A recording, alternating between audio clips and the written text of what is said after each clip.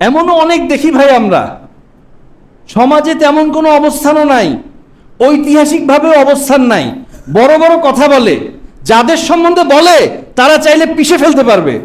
একমাত্র সবর, একমাত্র আল্লাহর গুণে গুণান্বিত হওয়ার চেষ্টা আছে জন্যই, এই দেশ ও জাতির কল্যাণ চাওয়ার জন্যই ধৈর্য ধরে আছে, মানুষের সাথে মিশে মানুষের কল্যাণের জন্য। আল্লাহ সুবহানাহু ওয়া তাআলা আমাদের বোঝার তৌফিক দান করুন, কাকে কতটুক শত্রু বানাচ্ছি, কাকে কতটুক বন্ধু বানাচ্ছি, কাকে কতটুক তর্ক জেতার জন্য গালাগালি করতেছি, কাকে কতটুক ক্ষমা করতেছি, কোন অবস্থান থেকে করছি, কার ব্যাপারে কি বলে আমি কি করতে পারবো আর সে আমার কি করতে পারবে, কাকে আমি রক্তচক্ষু দেখাচ্ছি আর কে তার রক্তচক্ষু না দেখিয়ে আমার উপর ধৈর্য ধরে আছে, একমাত্র দেশ ও জাতি এবং ঈমান আমলের উপর চিন্তা করে। এগুলো আমাদের বুঝতে হবে। আচ্ছা, আল্লাহ সুবহানাহু ওয়া তাআলা কি বলছেন দেখেন কথাটা, বলছেন যে নিশ্চয়ই আমি আমার উপর জুলুম করাকে হারাম করেছি, সম্পূর্ণ নিষিদ্ধ করেছি, মানে আমি জুলুম করতে পারি কিন্তু আমি করি না। আচ্ছা, এরপর এই কথাটা তো ধরেন এখানেই শেষ হয়ে যেতে পারত। এরপর আবার বলতেছেন এবং তোমাদের মধ্যেও পরস্পরের প্রতি জুলুম করা আমি হারাম করে দিয়েছি, অতএব তোমরা একে অন্যের প্রতি জুলুম করো না। এটার পরে এই কথাটা আসছে কেন? তার মানে বুঝাচ্ছেন এটা আমার গুণ, তোমরা এই গুণে গুণান্বিত হও, এই গুণে গুণান্বিত হও। তার মানে আল্লাহ সুবহানাহু ওয়া তাআলা তার যে গুণটা বর্ণনা করছেন, এই গুণে আমাদেরকেও গুণান্বিত হতে বলছেন এবং উনি এটাও বলে দিচ্ছেন আমি কিন্তু পারি কিন্তু এটা আমি করি না, তোমরাও পরস্পরের উপর জুলুম করো না। তাহলে এটা কি হবে? তোমাদের জন্য কিয়ামত দিবসে অন্ধকার হিসেবে দাঁড়াবে। বলতে চাচ্ছি আপনার সামাজিক অবস্থান নাই, এই অবস্থা থেকে আপনি ধরেন বললেন আমি মাফ করে দিলাম, সেটা এক জিনিস, কিন্তু তাকে আপনি অ্যাকাউন্টেবল করতে পারছেন না। এখন উল্টা ভাবেন তো, সেই সবচেয়ে সামাজিক দোর্দণ্ড প্রতাপশালী একটা ব্যক্তি, তার উপর আপনার কোনোই সামাজিক অবস্থান নাই, আপনি তার উপর একটা জুলুম করেছেন, সে চাইলে আপনাকে পিষে ফেলতে পারে। এখন অবস্থা বুঝুন, তিনি যদি মনে করেন আচ্ছা ঠিক আছে আমি ধৈর্য ধরলাম, লাইসা শাদীদু বিসসুরা ইন্নামা শাদীদু আল্লাযী ইয়ামলিকু নাফসাহু ইনদাল গাদাব, রাগের সময় উনি ধৈর্য ধরলেন, সবর করলেন এবং তাকে ক্ষমা করে দিলেন, এটাই হলো গফুর। আল্লাহ সুবহানাহু ওয়া তাআলা বলছেন যে তার গুণে গুণান্বিত হওয়ার জন্য এমন একজন ক্ষমা চাইতেছে বান্দা গুনাহ করে যে আল্লাহ সুবহানাহু ওয়া তাআলা কিছুই করতে পারবে না। আল্লাহ সুবহানাহু ওয়া তাআলা যদি তাকে পাকড়াও করেন তার কিছুই করার নাই, যদি ক্ষমাও করেন তারও কিছুই করার নাই, শুকরিয়া আদায় করা ছাড়া। কোনো উপকারও তিনি আল্লাহর করতে পারবেন না, কোনো ক্ষতিও করতে পারবেন না। এই অবস্থায় আল্লাহ সুবহানাহু ওয়া তাআলা বলছেন আচ্ছা ঠিক আছে মাফ চাইছে, ছেড়ে দিলাম, এইটাকে বলে গফুর। আল্লাহ সুবহানাহু ওয়া তাআলা বহু জায়গায় উল্লেখ করেছেন, উদ্ধৃতি দিয়েছেন। আল্লাহ সুবহানাহু ওয়া তাআলা বলেছেন ওয়াবাশশিরিস সাবিরিন, তোমরা ধৈর্যশীলদেরকে সুসংবাদ দাও। অন্য আয়াতে আল্লাহ সুবহানাহু ওয়া তাআলা এভাবে বলেছেন ওয়াল্লাহু ইউহিব্বুস সাবিরিন, আল্লাহ সুবহানাহু ওয়া তাআলা ধৈর্যশীলদেরকে ভালোবাসেন, তিনি তাদেরকে ভালোবাসেন। আল্লাহ সুবহানাহু ওয়া তাআলা আরো বলেছেন ওয়াসবিরু মা সাবরুকা ইল্লা বিল্লাহ, তোমরা ধৈর্য ধারণ করো, তোমরা যে ধৈর্যটা রাখো, যে ধৈর্যটা তোমরা ইমপ্লিমেন্ট করো, যেই ধৈর্য ধারণ করো, সেটা তোমরা কি ধারণা করো তোমরা নিজে থেকে করতে পারো? আল্লাহ যদি তৌফিক না দেন, মা সাবরুকা ইল্লা বিল্লাহ, আল্লাহর তৌফিক ছাড়া তোমরা কি বা ধৈর্য ধারণ করতে পারো? আল্লাহ সুবহানাহু ওয়া তাআলা আরো বলেছেন ওয়া জাযাহুম বিমা সাবারু জান্নাতান ওয়া হারিরা, ধৈর্যশীলদের জন্য, যারা ধৈর্য ধারণ করে তাদের জন্য রয়েছে জান্নাত এবং রেশমি পোশাক। আচ্ছা, রেশমি পোশাক যে সিল্ক, সিল্কের পোশাক পুরুষের জন্য হারাম, তাই না, দুনিয়ার জীবনে। তো আল্লাহ সুবহানাহু ওয়া তাআলা বলছেন যারা ধৈর্য ধারণ করে তাদের জন্য রয়েছে জান্নাত, বাগানসমূহ ও হারিরা। আচ্ছা, এখান থেকে একটা ছোট্ট জিনিস একটু খেয়াল করে দেখি তো, দুনিয়ায় এই পোশাকটা, এই রেশমটা এত সুন্দর, এত চাকচিক্য, এত আভিজাত্য জিনিসটা, এই পোশাকটা পুরুষের জন্য যে হারাম করা হলো, তাহলে সে যদি একটু ধৈর্য রাখে তাহলে এই পোশাকটা সে আখিরাতে লাভ করবে। কথার মধ্যেই কিছু উদাহরণ থেকে যায়, অনেক ব্যাপক এই আয়াতের মর্মার্থ, তারপরেও দেখা যায় টেক্সট কনটেক্সটের মধ্যেই কিছু অর্থ চলেই আসে। তারপর আল্লাহ সুবহানাহু ওয়া তাআলা আরো বলেছেন, এটা খুব ইন্টারেস্টিং, ইন্নামা ইউয়াফফাস সাবিরুন আজরাহুম বিগাইরি হিসাব। আচ্ছা, বিভিন্ন আল্লাহ সুবহানাহু ওয়া তাআলা যে সমস্ত আদেশ করেন, যে সমস্ত নিষেধ করেন, এগুলোর ব্যাপারে বিভিন্ন প্রতিদানের ব্যাপারেও আল্লাহ সুবহানাহু ওয়া তাআলা ওয়াদা করেছেন।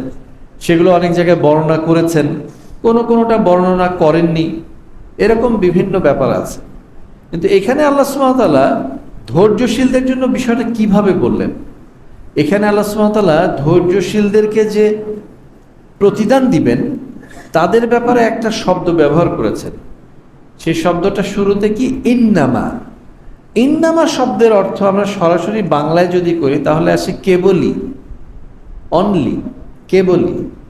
কিন্তু আমরা যদি খুব গভীরভাবে জানার চেষ্টা করি, ইন্নামা শব্দটা আরবি ভাষার উচ্চতর যদি আমরা জানার চেষ্টা করি, এটার অর্থ হলো কেবল এটাই, অন্য কিছু না। ইন্নামা দিয়ে যদি কিছু বলা হয় তার মানে বোঝায় শুধু এদের জন্যই, অন্যদের না। বিষয়টা এইভাবে এনেছেন আল্লাহ সুবহানাহু ওয়া তাআলা। এখানে বলছেন ইন্নামা ইউয়াফফাস সাবিরুন, কেবলই ধৈর্যশীলদেরকে প্রতিদান দেওয়া হবে কি? আজরাহুম, তাদের প্রতিদান বিগাইরি হিসাব, হিসাব ছাড়া। তার মানে বোঝা যাচ্ছে সুবহানাল্লাহি ওয়া বিহামদিহি, মানে ধৈর্য যারা রাখবে তাদের জন্য হলো বেহিসাবি প্রতিদান।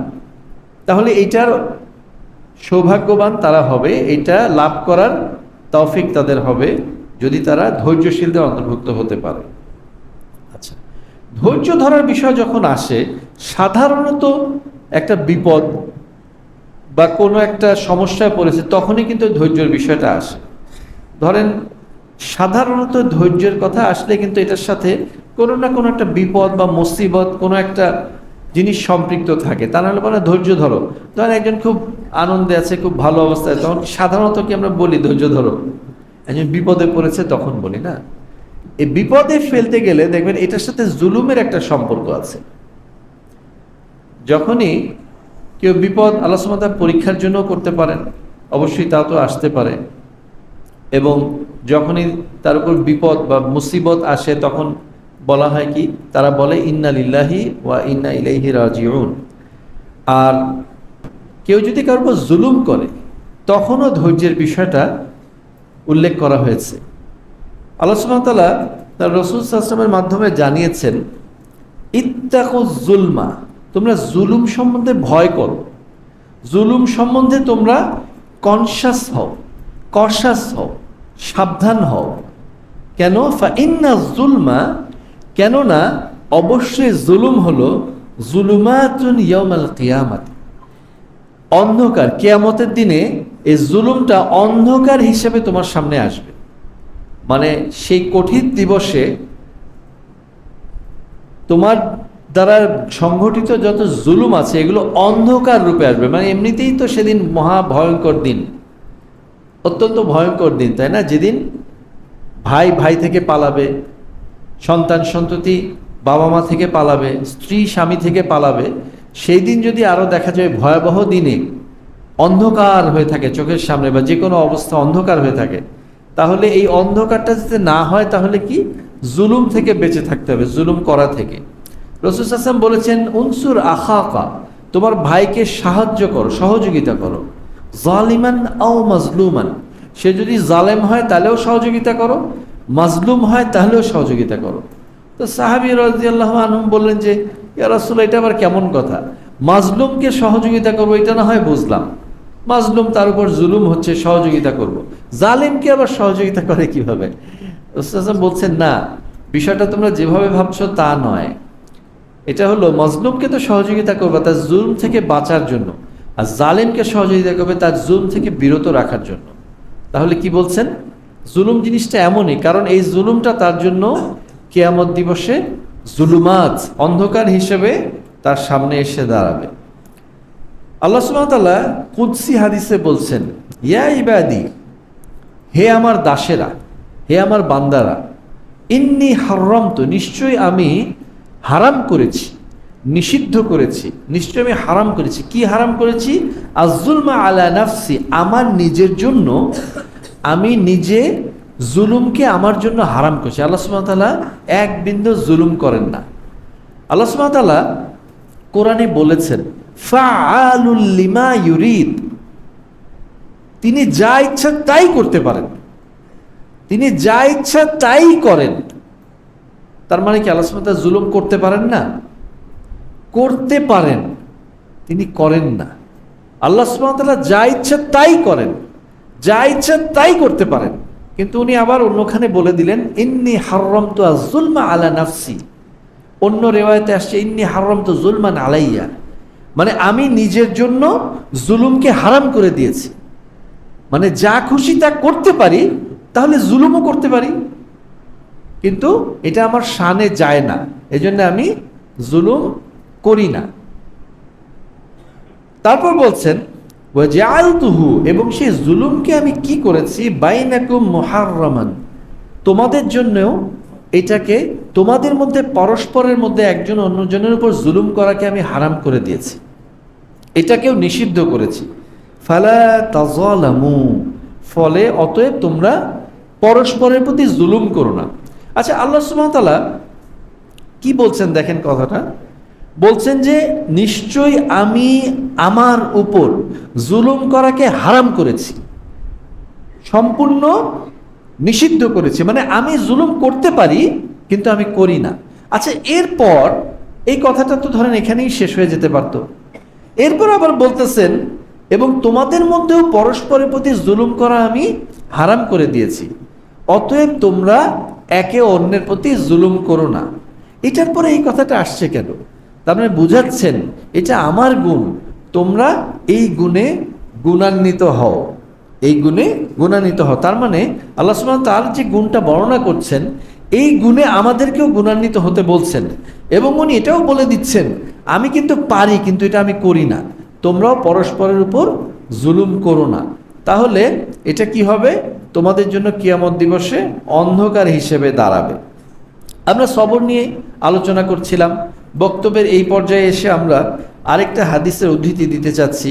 রাসূল সাল্লাল্লাহু আলাইহি ওয়াসাল্লাম বলছেন ওয়ালাম, এবং জেনে রাখো, আন্না ফিস সবরি, নিশ্চয়ই ধৈর্যের মধ্যে রয়েছে, আলামা তাকরাহু খাইরান কাসীরান, তোমরা যেটাকে খারাপ ভাবছো, তোমরা যেটাকে একটু অপছন্দ করছো, সেটার ব্যাপারে যদি ধৈর্য ধারণ করো, এর মধ্যে অনেক কল্যাণ রয়েছে, এবং এটা বলছেন নিশ্চয়ই রয়েছে। তাহলে সবরের ব্যাপারে এভাবে একটা উদ্বুদ্ধ আমাদেরকে করা হচ্ছে। এরপরে কি বলছেন? ওয়া আন্না নাসরা মা'আস সাবরি, এরপরে আবার তিনি একটা উদাহরণ আনছেন। দেখেন, খেয়াল করেন, প্রথমে বলছেন যে তোমরা যেটা অপছন্দ করো, একটা জিনিস তোমার কাছে মনে হচ্ছে এটা অপছন্দ, এটা আমার উপর এসে পড়লো, পছন্দ হচ্ছে না, অপ্রিয় হচ্ছে, তাহলেও এটার উপর যদি তোমরা ধৈর্য রাখো, এর মধ্যে প্রভূত কল্যাণ আছে, অনেক কল্যাণ আছে, খায়রান কাসীরান বলছেন। এরপর আবার ওই একই হাদিসে আরেকটা লাইনের মাধ্যমে একটা উদাহরণ আনছেন। কি বলছেন? আন্নান নাসরা মা'আস সাবরি, ধৈর্যের মধ্যে রয়েছে সাহায্য, নিশ্চয়ই ধৈর্যের মধ্যে সাহায্য রয়েছে। এরপর কি বলছেন? ওয়া আন্নাল ফারাজা মা'আল কারবি, এই যে স্ট্রেস হয়ে যায় না, আমার ডিস্ট্রেস হয়ে যায়, অস্বস্তিতে পড়ে যায়, এর মধ্যেই আবার পরবর্তীতে স্বস্তি আছে। তাহলে এই যে অপছন্দ, অপ্রিয় একটা ঘটনা বা একটা জিনিস ঘটতেছে, এর মধ্যে আমার মধ্যে খুব স্ট্রেস হয়ে গেছে, আমি খুব হয়রান হয়ে গেছি, এরপরেই কি এর সাথেই স্বস্তি নিহিত আছে। এরপর আবার বলছেন ওয়া আন্না মা'আল উসরি ইউসরান, একটা আয়াতের উদ্ধৃতি এখানে হাদিসের বর্ণনার মাধ্যমে, এই ভাষার মাধ্যমে নিয়ে আসছেন, এই কথার মাধ্যমে। কি বলছেন? যে নিশ্চয়ই কঠিনের যত কঠিনতা আছে তারপরেই রয়েছে সহজতা। ওলামাগণ বুঝতে পারবেন, ওলামারা বলেন যে দুইটা সহজের মাঝখানে একটা কঠিন, মানে আল উসরু বাইনা ইউসরাইন। তো আমরা যেটা বুঝতে পারছি যে ধৈর্যের ব্যাপারে এখানে আমাদেরকে উদ্বুদ্ধ করা হচ্ছে।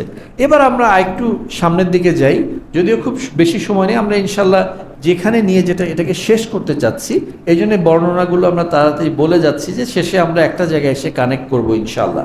আমরা খেয়াল করেছি কি পেয়েছি, আল্লাহ সুবহানাহু ওয়া তাআলা নিজের ব্যাপারে একটা কিছু বলে আবার বুঝাচ্ছেন তোমরা এই গুণে গুণান্বিত হও, এই ধরনের উদ্ধৃতি আমরা দেখেছি, সামনে আমরা দেখবো ইনশাআল্লাহ। আল্লাহ সুবহানাহু ওয়া তাআলা সূরা নাহলে বলছেন, দেখেন, উদউ ইলা সাবিলি রাব্বিকা, তোমার রবের দিকে তোমরা ডাকো, রবের রাস্তায় তোমরা ডাকো। কিভাবে দাওয়াত দাও? বিল হিকমাতি ওয়া মাউইজাতিল হাসানা ওয়াল মাউইজাতিল হাসানা, তোমরা হিকমার সাথে, প্রজ্ঞার সাথে, অবস্থা বুঝে, কনটেক্সট বুঝে, পরিবেশ বুঝে হিকমার সাথে তোমরা দাওয়াত দাও এবং এমন ওয়াজ করো, উত্তম ওয়াজ করো, কল্যাণকর ওয়াজ করো। মসজিদে এসে রাজনীতি বাদ দাও নাকি? মসজিদে এসে রাজনীতি কি দরকার? এখানে তো সব রাজনীতি চলে না, একজন রাজার রাজনীতি চলে। প্রায়ই বলে থাকি কথাটা, যে রাজা কি, সেই রাজা একচ্ছত্র অধিপতি। রাজা কেন বলছি? আল্লাহ সুবহানাহু ওয়া তাআলা নিজেকেই রাজা বলেছেন। এর আগেও একটা জুমায় বলে আসছি, আল্লাহ সুবহানাহু ওয়া তাআলা জমিনকে ভাঁজ করে নেবেন, আসমান সমূহকে ভাঁজ করবেন, জমিন গুটিয়ে নেবেন, তারপর বলবেন নিজেকে রাজা বলেছেন। আনাল মালিকু, আমি রাজাধিরাজ। আমি আল্লাহ সুবহানাহু ওয়া তাআলাকে রাজা বলছি না, উনি নিজেই বলেছেন, এই জন্যে বলছি। এখানে শুধু সেই রাজার রাজনীতি চলে। এখানে এসে আমাকে ভোট দেন, অমুককে ভোট দেন, এইসব রাজনীতি চলে নাকি? জি না। এখান থেকে রাষ্ট্র পরিচালনা চলতে পারে, মসজিদ থেকে রাষ্ট্র পরিচালনা চলতে পারে, কিন্তু কোনো নির্দিষ্ট কোনো একটা মতের জন্য আপনি ভোট চাইবেন, জি না, এটা চলবে না। তো বলছেন কি, পরিবেশ পরিস্থিতি বুঝে ওয়াজ করো, উত্তম পন্থায় ওয়াজ করো, মাউইজাতিল হাসানা ওয়াজাদিলহুম, তোমার যদি তাদের সাথে বিতর্ক করতে হয়, ঝগড়া ফাসাদও তৈরি হয়, দেখা যায় বাকবিতণ্ডার পর্যায়ে চলে গেছে, সেটাও যদি হয়, তাদের সাথে তর্ক বিতর্কেও যদি লিপ্ত হতে হয়, সেটা কিভাবে করো? বিল্লাতি হিয়া আহসান, সর্বোত্তম পন্থায় করো, সর্বোত্তম পন্থায় করো। যদি তর্কেও লিপ্ত হতে হয় তাহলেও সেটা সর্বোত্তম পন্থায় করো। তাহলে কি এখানে একটু ধৈর্যের বিষয় আমরা পাচ্ছি না? কি হচ্ছে বিষয় দেখেন তো, ওয়াতাওয়াসা বিল হাক্কি ওয়াতাওয়াসা বিস সবর, আপনি হক বলতেছেন, আরেকজন বাতিল বলতেছে, মেজাজ কিন্তু আপনার বেশি খারাপ হবে যে আমি হক বলতেছি আর ও বাতিল বলতেছে। যেখানে হক আসে সেখানে বাতিল থাকে না, যা আল হক ওয়া যাহাকাল বাতিল, হক যেখানে আসে বাতিল বিদায় হয়ে যায়। তারপরেও সে আমার সাথে তর্ক করতেছে, মেজাজ তো এমনি একটু খারাপ হয়, তাই না? কিন্তু বিষয়টা তা নাকি, কনটেক্সট বুঝে, প্রেক্ষাপট বুঝে সেখানেও ধৈর্য ধরে সর্বোত্তম পন্থায় বলতে হবে, এবং যদি তর্ক বিতর্ক হয় তারপরে সেটা সর্বোত্তমভাবে করার চেষ্টা করতে হবে। আচ্ছা, এরপরের আয়াতে এটা শেষ করলাম, যেহেতু মোটামুটি এই প্রসঙ্গটা বলা হয়েছে। এরপর কি বলতেছেন? ওয়া ইন আকাবতুম ফাআকিবু, তোমরা যদি তাদেরকে শাস্তিও দিতে চাও, কোনো একটা কারণে যদি শাস্তিও দিতে হয়, তাহলে অতটুকু দাও, বিমিসলি মা উকিবতুম, যতটুকু তোমাদেরকে শাস্তি দেওয়া হচ্ছে অতটুকু ফিরাও, যদি দিতেও হয় অতটুকু দাও। তাহলে কি, মিসলি মা উকিবতুম বিহি। শেষে বলছেন ওয়ালা ইন সাবারতুম লাহুয়া খায়রুন লিস-সাবিরিন, আর যদি তোমরা ক্ষমা করে দিতে পারো, তাহলে কি, দেখেন সবরের কথা বলতে গেলে এর আগে একটু ডিস্ট্রেস, কিছু একটা পেরেশানি আপনার পরীক্ষার জন্য আসতে পারে, নিজের ভুলের জন্য আসতে পারে, আবার কেউ আমার উপর জুলুম করেছে ওখান থেকেও আসতে পারে। আমাকে ধৈর্য ধরতে হচ্ছে, হকের উপর থাকলেও ধৈর্য ধরতে হচ্ছে। আবার দেখা গেছে যদি দেখা যায় আমি কাউকে, মানে তার অন্যায় প্রমাণিত হয়েছে, আমি ধৈর্য ধরেই করলাম, তার বিচার করলাম, এখন তাকে ততটুকুই দেই যতটুকু তার জন্য, মানে যতটুকু সে অন্যায় করেছে ততটুকুই দেই। রাসূল সাল্লাল্লাহু আলাইহি ওয়াসাল্লাম বলেছেন আহবিব হাবিবাকা, তোমরা তোমার বন্ধুকে এতটুকু বন্ধু করো, হাও নাম্মা, যতটুকু করা দরকার, বন্ধুত্ব অতটুকুই করো, এত বেশি পেটে ঢুকো না, যতটুকু বন্ধু তার থেকে বেশি বন্ধু হইতে যাও না, জোট করতে যায় এত বেশি জোট করো না যে কোনোদিন দেখা গেল যে জোট থেকে নাই, তখন আবার সমস্যা হয়ে যাও। মোটামুটি সহাবস্থান রেখেই করো, হাউনাম্মা, যতটুকু করা দরকার। আসা আন ইয়াকুনা বাগীদাকা ইয়াওমাম্মা, হতে পারে একদিন সে তোমার জোট থেকে বের হয়ে শত্রু হয়ে যেতে পারে। হয় না মনে হয় এরকম? হয় নাকি? হয় না? আচ্ছা, তাহলে নিজের যে ইস্তেহার ওগুলো ঠিকঠাক রেখেই একসাথে সহাবস্থান করো, এত বেশি পেটে ঢুকো না তোমার ঘরের সব কথা বলে দিয়ে একদিন দেখা যায় এগুলো নিয়ে তোমার বিরুদ্ধাচারণ করতে পারে। ও আবাগিদ বাগিদা কাহাউনাম্মা, কারোর সাথে যদি তোমার ঝগড়াঝাটি লাগে, শত্রুতাও হয়, এতটুকুই করো যতটুকু করা দরকার, প্রয়োজনের বেশি করো না। কি কতটুক শাস্তি দিব, যতটুকু আসলে তোমাকে শাস্তি দিছে, যতটুক তার প্রাপ্য, এর বেশি করতে যাও না। বেশি করতে গেলে অন্যায়ভাবে বিচার করে যদি তুমি করতে যাও, তাহলে দেখা যাবে ভুল দিকে মানুষের সিম্প্যাথি চলে যাবে। কখনো খেয়াল করে দেখবেন যে যদি ধরেন উদাহরণটা এইভাবে দিই, একজনের সাথে আপনার বা ধরেন আপনার বাসায় আপনার স্ত্রীর সাথেই কোনো একটা গন্ডগোল হয়েছে, আপনিও অন্যায় করেছেন, সেও একটা অন্যায় করেছে, কিন্তু তার অন্যায়টা হয়তো বেশি হয়েছে, আপনার প্রতি তার অন্যায়টা হয়তো বেশি হয়েছে। এখন আপনি ধরেন এমন পর্যায়ে চলে গেছে যে মানে আরবিট্রেশন বা পরিচিত কাউকে নিয়ে এসে, উভয় পক্ষকে চেনে এবং কাউকে নিয়ে এসে হয়তো সালিশ বসাতে হবে, এরকম একটা পর্যায়ে চলে গেছে। অন্যায় কিন্তু সে বেশি করেছেন, তিনি আপনার উপর বেশি করেছেন, স্ত্রী বেশি করেছেন। তো এই উদাহরণটা এভাবে দেখি, এমনও হতে পারে আপনি বেশি করছেন, কিন্তু এই উদাহরণটাতে আমরা তাকে একটু বেশি দোষী করলাম ধরেন, তো দোষটা উনি বেশি করছেন। সালিশে বসার আগে আপনি ধরেন গায়ে একটা আঘাত করছেন বা এক চর মারছেন, আপনার আর কোনো কথা কেউ শুনবে? হ্যাঁ, সবাই মিলে কিন্তু আপনি যে পরবর্তী যে অন্যায়টা করলেন, কারণ কি তার যতটুকু প্রাপ্য ছিল সালিশে বসলে কিন্তু সে সেই প্রাপ্য পেত। এখন আপনি গায়ে হাত তুলে এমন অকাম করছেন যে তার দোষ কিন্তু দোষই আছে, কিন্তু ওটা কিন্তু আর বক্তব্যে আসতেছে না। সে কারণে বলা হয়েছে আবগিদ ওয়াগিদা কাহাউনাম্মা, অতটুকুই শত্রুতা করো যতটুকু আসলে করা যায়, অতটুকুই বিরোধিতা করো, অতটুকুই ভাষণ দাও, অতটুকুই তাদের ব্যাপারে কুৎসা করো, যতটুকু হক যতটুকু সত্য ততটুকুই বলো, এর থেকে বেশি বলতে যাও না। ফাআসা আন ইয়াকুনা হাবিবাকা ইয়াওমাম্মা, এমনও কোনো দিন হতে পারে যে সেই তোমার বন্ধু হয়ে যাবে, তখন দেখা যাবে লজ্জা লাগতেছে, এত বেশি খারাপ কথা বললাম, অমুক দালাল তমুক দালাল এত বেশি বললাম কোনো রকম তথ্য প্রমাণ ছাড়া, শুধু বিরোধিতা করার জন্য বিরোধিতা করলাম, দেখালে পরে যে আবার একসাথে আমার জোট হচ্ছে, এখন তো পাশাপাশি চেয়ারে বসতে কেমন জানি লাগে, লজ্জায় পড়ে যাচ্ছে, তাই না? এখান থেকে আমরা একটু পাথেয় নিতে পারি ইনশাল্লাহ। এত কিছু বলার পরে আবার কি বলছেন? শাস্তি দাও, তারপরেও ওয়ালা ইন সাবারতুম, তার মানে যদি তুমি ধৈর্য ধরতে পারো, ওই অবস্থায় যদি এগুলো না করে ধৈর্য ধরতে পারো, লাহু খায়রুন লিস-সাবিরিন, সেটা রয়েছে সবরকারীদের জন্য প্রভূত করলাম, অতি উত্তম, সেই পন্থাটা অতি উত্তম হবে।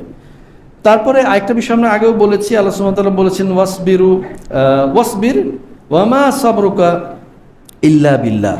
আল্লাহ সুবহানাহু ওয়া তাআলা যদি তৌফিক না দেন তাহলে তোমার কিসে, তোমার এগুলো তো নিজের যোগ্যতায় না, আল্লাহ সুবহানাহু ওয়া তাআলার কাছে সবরের জন্য চাইতে হবে, যাতে আল্লাহ সুবহানাহু ওয়া তাআলা আমাদেরকে এই সবরগুলো ধৈর্য করার তৌফিক দান করেন, আমিন। এখন আমরা মোটামুটি বক্তব্যের শেষ পর্যায়ে এসে যেটা বলতে চাচ্ছি, এই সবর সম্বন্ধে রাসূল সাল্লাল্লাহু আলাইহি ওয়াসাল্লাম একটা হাদিসের মাধ্যমে আমাদেরকে জানিয়েছেন। তিনি একটা চলছেন, এই সময় মাররান নবী সাল্লাল্লাহু আলাইহি ওয়াসাল্লাম বি ইমরাতিন, একজন মহিলাকে অতিক্রম করছিলেন, তাবকি ইনদা কবরিন, একটা কবরের সামনে সে মাতম করছিল, কবরের সামনে মাতম করছে, মানে মাতম করে না, গীত গায় মাতম করে, মানে সে খুব মানে অস্থির হয়ে গেছে, মানে ধৈর্য রাখতে পারছে না। তখন রাসূল তার পাশ দিয়ে যাওয়ার সময় বলছেন কি ইত্তাকিল্লাহ, আল্লাহকে ভয় করো, আল্লাহর ব্যাপারে সচেতন হও, ওয়াসবিরি, এবং ধৈর্য ধারণ করো। উনি একটা নসিহত করলেন, দেখেন আমাদেরকে কি বলা হয়েছে, হিকমার সাথে দাওয়াত দাও, আল্লাহর দিকে ডাকছেন, তার মানে উনি একজনকে শরীয়ত পরিপন্থী একটা কাজ করতে দেখে তাকে নসিহত করলেন। আচ্ছা, কি বলতে পারেন, হ্যাঁ এগুলা কি করতেছো, এগুলা কি করছো, হ্যাঁ এগুলা করে নাকি, যাও এখান থেকে যাও, তা বলছেন না। ধৈর্য ধরো আল্লাহর উপরে, আল্লাহকে ভয় করো, আল্লাহর ব্যাপারে সচেতন হও এবং ধৈর্য ধরো। এটা বলার পরে তিনি কি বলছেন?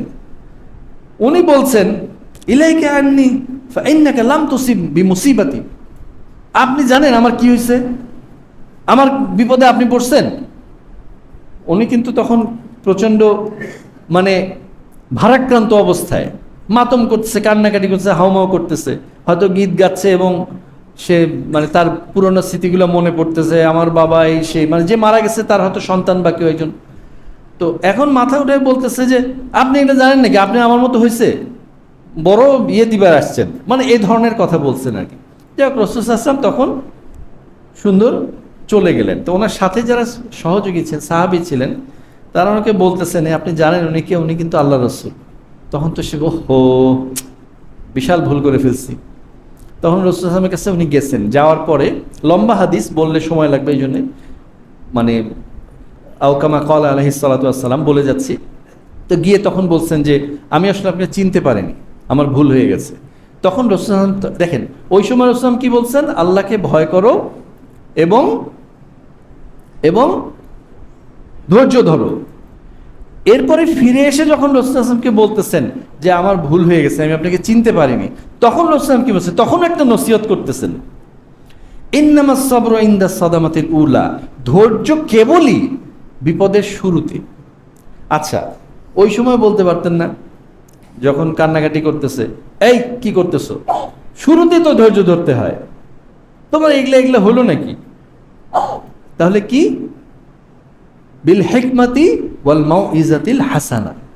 যাই হোক, আমরা বলতে চাচ্ছিলাম সবর সম্বন্ধে এবং এর যে প্রতিদান, সেটাও আমরা এখানে আলোচনায় এসেছে।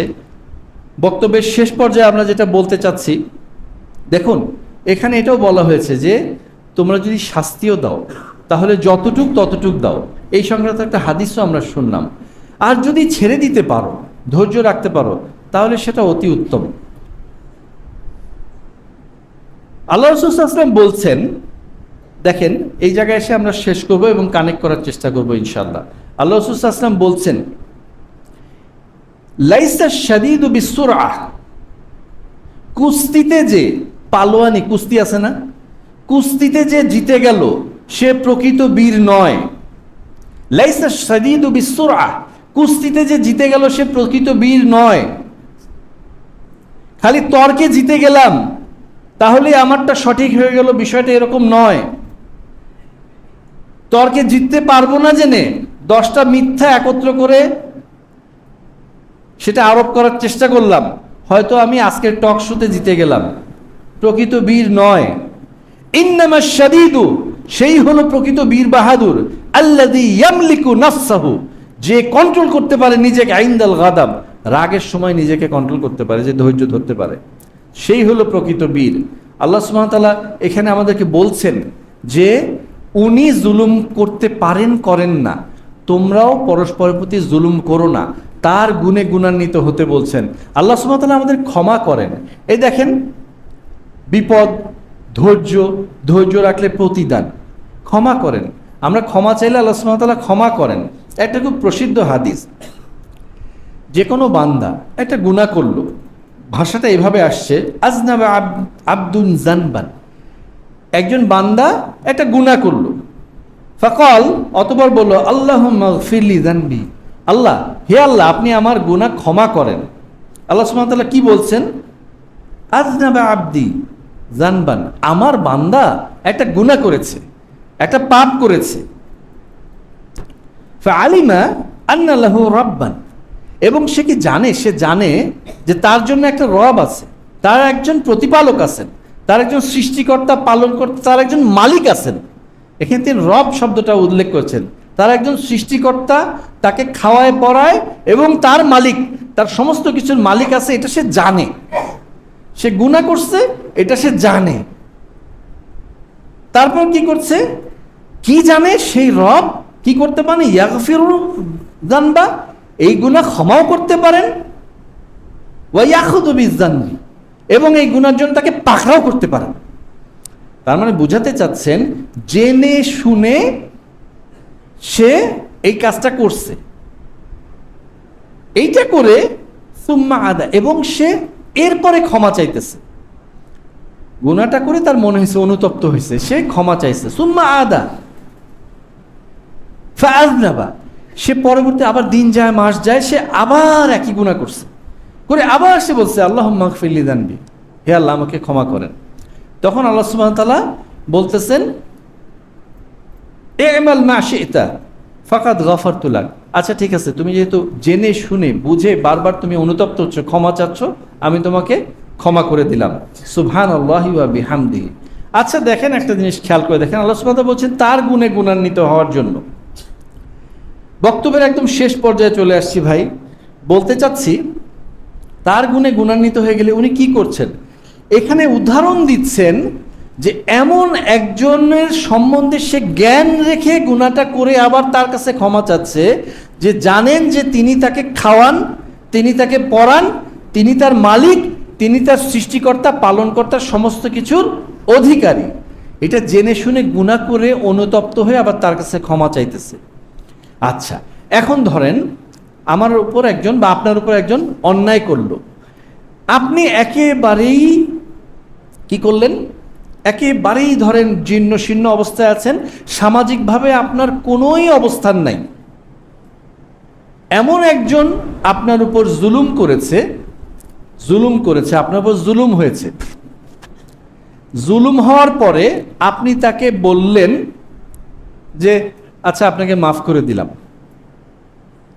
আচ্ছা, আপনার কোনোই সামাজিক অবস্থান নাই, আপনি তাকে যদি মাফ নাও করেন, বিচার তো একদিন হবে, মালিক ইয়াউমিদ্দিন, ওই আলাপ করছি না। আপনি তাকে সামাজিকভাবে বা দুনিয়ার সিস্টেমে আপনি তার কোনো কিছুই ক্ষতি করতে পারবেন না হয়তোবা। তাহলে আপনি এমন অবস্থান থেকে এমন একজনকে, সে আপনার উপর জুলুম করেছে, এখন আপনি বলে দিন আচ্ছা ঠিক আছে আমি তোমাকে মাফ করে দিলাম। মুখে বললেও দেখা যাবে এটাও অধ্যত্ব হবে, অ্যারোগেন্স হবে। আপনি হয়তো মনে মনে বলছেন আচ্ছা আমি মাফ করে দিলাম। হ্যাঁ অবশ্যই আপনি তাকে ক্ষমা করতেই পারেন,